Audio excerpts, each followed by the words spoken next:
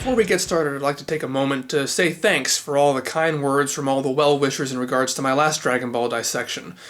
I just want you guys to know how much that really means to me. And it really does mean a lot. Also, as of this recording, the new Dragon Ball Z movie, Battle of Gods, has been released in Japan. I don't really have anything to say about it right now because I have not seen it. I'm not sure when I will see it. While I did religiously follow pre-release news, I'm trying to avoid reading detailed plot synopses. Detailed plot synopses is how I was introduced to nearly all of Dragon Ball back in the day, and for once I like to try something different and actually experience some new Dragon Ball with at least some surprises intact. So that's why I'm probably not going to have anything to say on the matter for a while. Son Goku makes it to the 4th floor of Muscle Tower only to find that the inside has a complete outside to it, and there's also someone throwing shuriken at him. This would be General White's right-hand man, Murasaki Socho, or Master Sergeant Murasaki. We saw him briefly watching the fight against Metallic with General White, and he commented on Goku's use of the Zanzo Ken, so we already know he has a knowledge of martial arts, and from the trees he now boasts about his impenetrable invisibility. Naturally, Goku picks up a rock and immediately clocks Murasaki, and we are now in for some fun. So let's talk about Murasaki for a minute. Given how big a deal I made about the Red Ribbon Army's color-based naming scheme for its officers, it might be confusing that the last 2 officers in a row we've met don't seem to follow that. Well, that's not entirely true. I was actually a bit shocked when Herms from the fan site Kanzenshu informed me that Metallic is included in guidebooks in reference to the Red Ribbon name puns. While I think calling metallic a color is a bit of a stretch, Murasaki is actually the Japanese word for purple, and in fact Viz's English translation of the manga refers to him by the name Purple. So for anyone ready to toss out the weeaboo epithet in my direction for leaving his name so Japanesey, shame on you. After all, Funimation left his name untranslated in their reversioning as well. As I hope I've managed to make clear over the course of this arc so far, every other Red Ribbon officer, and even the organization itself, uses English nomenclature, Reddo, Shiruba, Howaito. But Murasaki is purposely left in Japanese, which is fitting because he's a very Japanese kind of guy. He's a ninja for crying out loud, and he also speaks in a very archaic fashion. So what's one to do? If you translate it out, you do keep the naming scheme apparent, but you also lose its distinctive flavor a bit. Personally, I don't mind helping along an English-derived word that's been stuck along the way in Japanese phonetics, like buluma to bluma and Howaito to white, but other than that, I generally don't like to mess with characters' names. Murasaki's name may mean purple, but that doesn't mean his name is purple. What's fun about this confrontation is that Murasaki seems much more interested in proving his ninja prowess to Goku than in actually defeating him. Goku, in turn, just seems extremely amused by the whole thing and is more than willing to play along. So Murasaki tries to cloak himself but fails because he accidentally used a somewhat familiar-looking flag instead of the opposite side, which makes one wonder what would possess someone to combine tree camouflage and a flag on the same disguise. Murasaki then tries to hide himself in a fake rock while Goku counts to 30, but Goku spots him when he forgets what number comes after 18. The next time, Goku does make it to 30, and Murasaki is hidden at the bottom of a pond breathing through a reed. However, Goku sees through this and pours boiling water down the reed. They have a foot race, which Murasaki tries to cheat at by throwing caltrops, but Goku pulls some Gata out of hammer space and wins, and it's at about this point that General White starts losing faith in his subordinate. Murasaki pulls out his Sasa Nishiki sword and the battle becomes a weapons game, at which point Murasaki gets a Noibo up his rear. The fight continues until Noibo breaks sword. Murasaki does manage to catch Goku off guard with his boomerang shuriken, but all that does is make Goku mad. Picking up some discarded shuriken, Goku chases Murasaki into the house. Murasaki uses his tatami mats to deflect the shuriken, but realizes too late that he should have outfitted the house with 6 tatami instead of just 4.5. But Goku concedes that even with 4.5, it's still pretty good. Finally, Murasaki challenges Goku to get across the piranha-filled pond, but Goku just jumps the whole thing. Now, Murasaki pulls out his ultimate ninja technique and splits into 5. Goku thinks this is a Zanzo Ken, but every Murasaki, complete with a different weapon, is real. Turns out that Murasaki's cheating just a little bit because these are actually his identical brothers. It doesn't make any difference to Goku, he just decides he has to beat all 5 of them. And to add insult to injury, he uses the real Zanzo Ken to take them out. The remaining Murasaki retreats to the next floor to unleash his secret weapon. There's really not much dissecting I can do with the above. I happen to find it all incredibly enjoyable and hilarious, but comedy's one of those things that either works for you or doesn't. Similar to the dirty humor in the first arc, if slapstick isn't your thing, then you probably won't enjoy it that much. However, it does work for me on its own merits to be sure, but more so because the two characters bounce off of each other so well. And while there is a pressing issue to be resolved, it's not been presented in a way that's so dire that this feels like the plot putting on its brakes. It's fun to see Goku take such enjoyment against an opponent. There's really no malice towards Murasaki, yet. The one thing I can try to comment on is the whole American flag issue and how such a thing can't really fit in Dragon Ball's world. I mean, even at this relatively undeveloped point, I don't think Toriyama is envisioning a world where America exists. And it seems most likely he chose that particular design because of the striking difference between it and actual camouflage. Now, I'm very much a stickler for keeping real-world references out of fantasy worlds. That really does bug me, and it always drove me crazy when Viz and Funimation did it for their adaptations of the series. It's annoying, lazy, and completely breaks the suspension of disbelief. That said, there are some things, like all aliens speaking the same language, that you kind of just have to shrug and deal with because it's too complicated to think about otherwise. And there are certainly innumerable instances of language being references to specific culture, in-jokes and the like that have become so ingrained over time that no one's even aware of the origins anymore, and it would be almost impossible to pick out every instance of language that technically shouldn't exist. So as long as something isn't a ridiculously overt reference to something that doesn't belong, I let it pass. And this, as far as I'm concerned, is right on the line, which you may find surprising.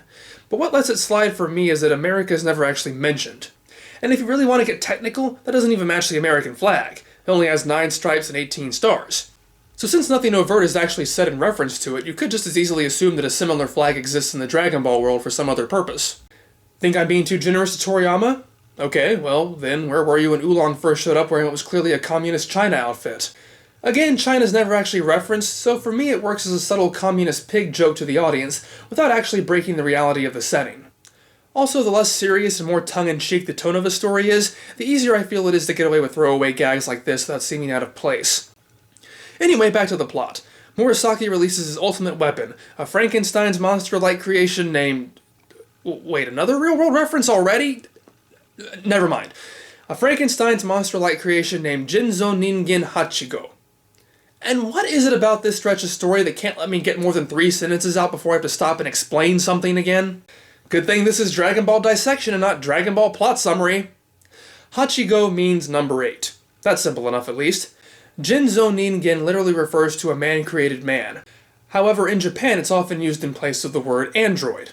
However, the term android only refers to a being of entirely robotic nature in the form of a human. While this is only going to be terribly important later in the series, several characters with the label Jinzo Ningen, including number 8, don't really fit into the category of android. They are stated to be organic beings enhanced with technology, a description that more accurately falls under the label of cyborg. However, there are also other Jinzo Ningen who do perfectly fit under the label of android. So from a translation standpoint, it's a bit of a conundrum. Literally speaking, Jinzo Ningen is broad enough to encompass all such characters. However, the way it's colloquially used does not. So do you go a more literal path that's still a technically accurate, if not common, translation? Or do you preserve the mistake and therefore stay slightly truer to the way the author originally wrote it? Before I go on, let's see how the various official English sources have dealt with it. Funimation's dub used the term android across the board, which, despite not technically applying to most of the characters, is in line with how the Japanese term is colloquially used. Viz mostly used android, but didn't entirely take a stance, noting regularly that certain characters would more accurately be labeled cyborgs. As for number 8 specifically, they went with their own literal translation of Jinzo Ningen, mechanical man, although they do have him refer to himself as an android a couple of times as well. Clyde Mandelin's subtitles for the Dragon Ball TV series go with cyborg, while his subtitles for the 4th Dragon Ball movie use android. And finally, Steve Simmons' subtitles for Dragon Ball Z use his own literal translation, artificial human. All of these are valid in their own ways, and all of them have problems in their own ways.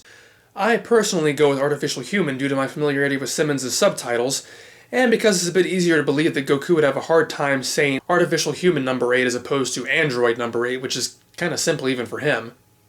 But like with Bluma, I did go back and forth for a long while between it and android before deciding what I should use here. Also, while I have no trouble referring to those characters in Japanese, for simplicity's sake I will mostly be translating it out to the English number. But it is worth noting that they are all exclusively referred to as number blank.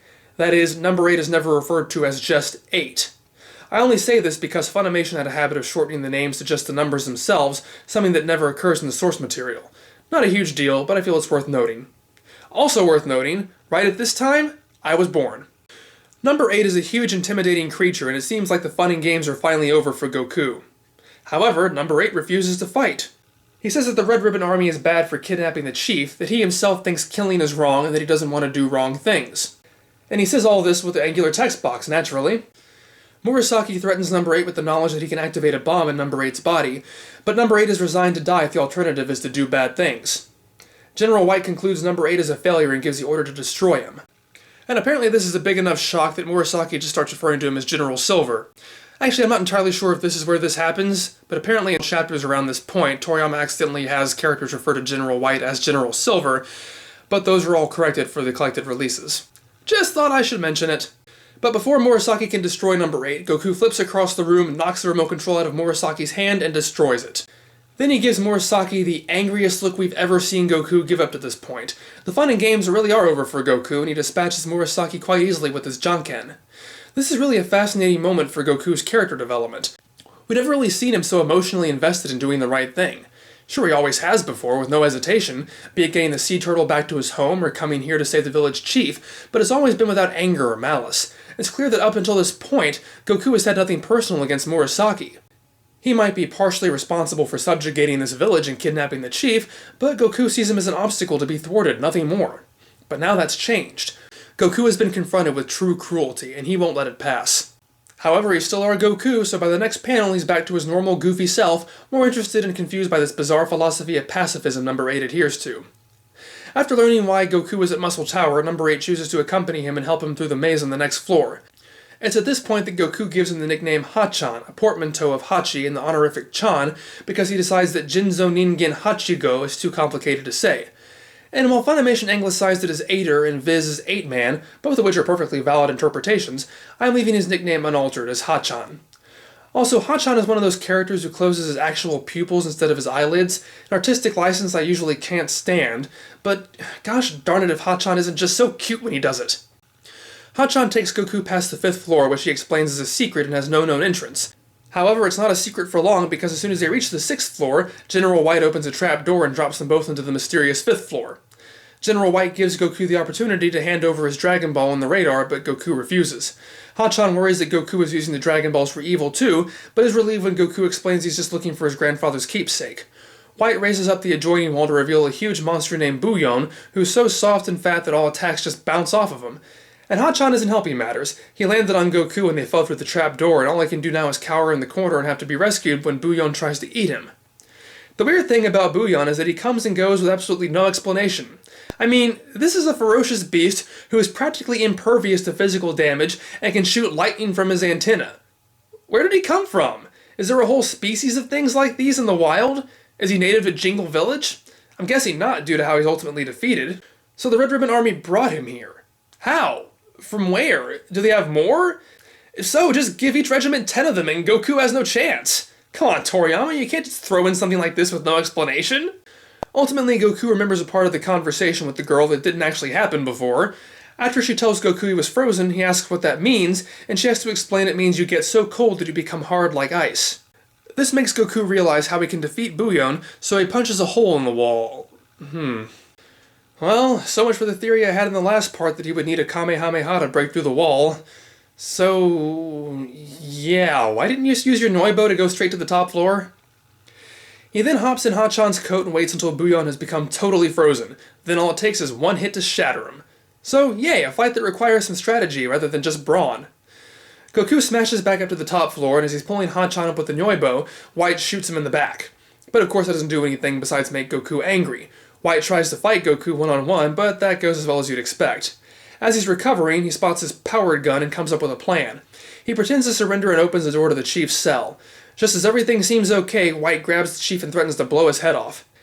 In a really funny bit, the chief shows his heroism by telling Goku to defeat White, even if it means sacrificing his own life to do so, but he didn't expect Goku to actually take him seriously and has to quickly backtrack. Goku capitulates and does what White asks, which is to turn his back. When he does, White blasts him with a powered gun, and this gun actually does manage to do some damage. White goes in for the death blow, but Hachan jumps in the way at the last second and takes the blast. This finally pushes Hachan over the edge, and there's nothing White can do as Hachan punches him so hard he goes flying straight out of Muscle Tower and Jingle Village, never to be seen again. Thankfully, Goku is only wounded, and as the three of them leave Muscle Tower, Goku comments on how Hachan is even stronger than he is, but most importantly of all, Goku's hungry.